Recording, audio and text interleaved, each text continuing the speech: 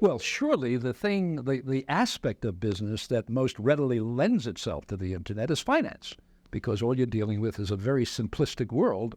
I mean, it may be very complicated, and derivatives are very complicated instruments, but essentially you're dealing with numbers. It is made to order for computers.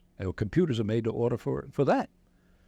By contrast with the other applications of computing to process control, to the creation of new kinds of products and so forth and so on, is much more complex and doesn't lend itself as well. So it is hardly surprising that the financial industry should seize upon computers with rapturous passion.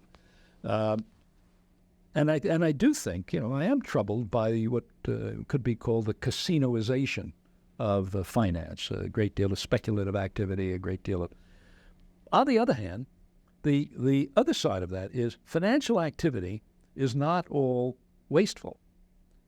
Financial activity, which may look just like paper shuffling, creates a degree of flexibility of investment that is necessary. We now know that countries that do not have well-developed financial systems do not develop economically very well, because you need to have highly flexible institutions that permit money to move quickly, capital investment to move, and motivation, profit motivation, and so on and so on. So countries, well, indeed, if we look at Russia today, part of the failure of the post-Soviet Union to be able to take advantage of being released of its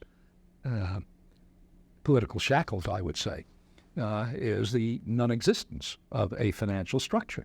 And the same thing is true in many, many countries that are just now building them. And so I think that on the one hand, you have a kind of leftism that looks upon finance as wasteful. And it's the same mentality that says, look at all the luxury goods that are produced.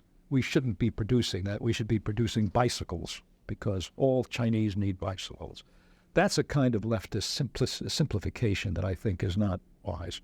The other side is, yes, I think there is an enormous amount of essentially just plain casinoization, gaming in the financial system.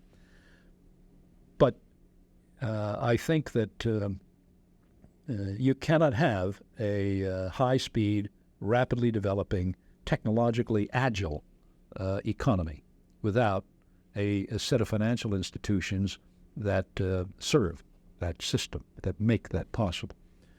And I believe this, though, that what we have done over the past decade or two through the rapid liberalization of world capital into parts of the world where it never was before, is that we have taken down barriers that slowed up or prevented flows of capital across national boundaries. And that was good. That means that on the whole makes economic development possible in places where it was not possible. But by doing that, we have also taken out safety systems. If you look at a giant supertanker, somebody builds a tanker to carry oil from one part of the world to the other, it doesn't have just one big empty compartment. It is compartmentalized so that if a hole, if the hole develops in one part of the whole ship does not fill up with water and sink. It has a safety, a compartmentalization. I believe that what we have done in the race to liberalize world capitalism is that we have taken out the safeties and not put new ones in. The old ones were inappropriate. The old ones did slow down economic development. But you now have the equivalent of a giant supertanker with very little safety built into it, and therefore the danger of some kind of world financial collapse. And I think that we haven't looked at it. We, driven by all the ordinary day-to-day profit, motives. We have said, let's get this out. Let's open the market. Let's make it flexible. Let's do all of this, and let's get rid of all of these old barriers that stood in the way. But now we find ourselves perhaps with a need to insert new, more selective, more flexible, more careful barriers into the system so the whole ship doesn't sink at one time.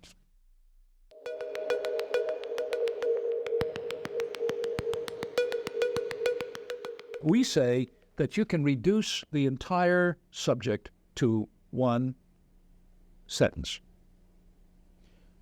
And we've written this. Money is becoming informationalized as information is becoming monetized. This is a law. Toffler law. It's a joke, but to call it that. But that is, in fact, what we have written. What we mean by that is that money is in fact, going to be increasingly digital. It is, in fact, going to be dots and zeros and ones, or, in fact, post-digital. We could even conceive of biological computing and other forms of computing which are no longer particularly digital. Digital is a stage. Digital is one step. I don't know where we go beyond that, but not everything in the end will continue to be on-off.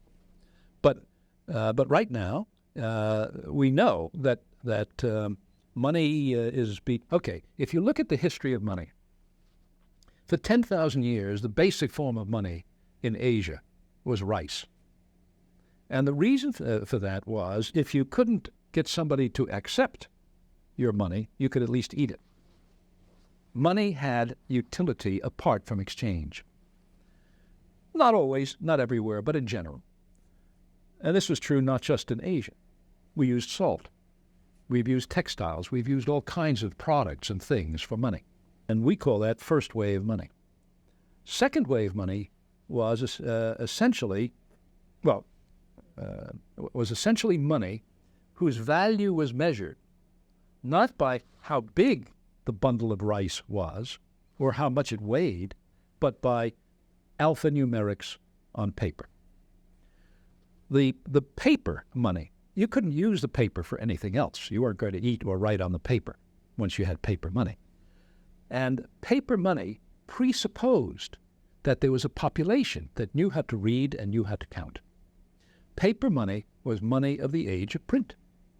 And what we have now is money of the age of video and the computer.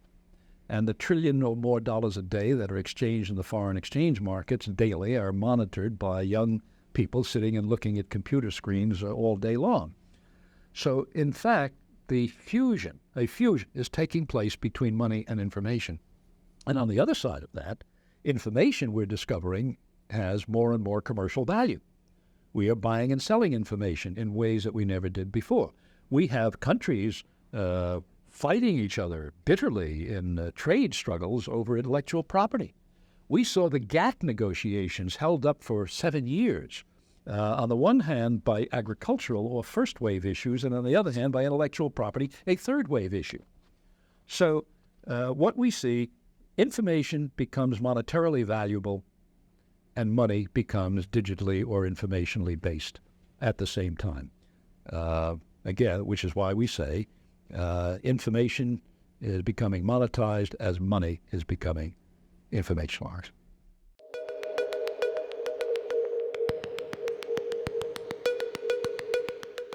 Well, the argument here in this country is frequently put in terms of pensions and the social security systems, and will the money be there, and are there enough workers to pay for it, and so forth.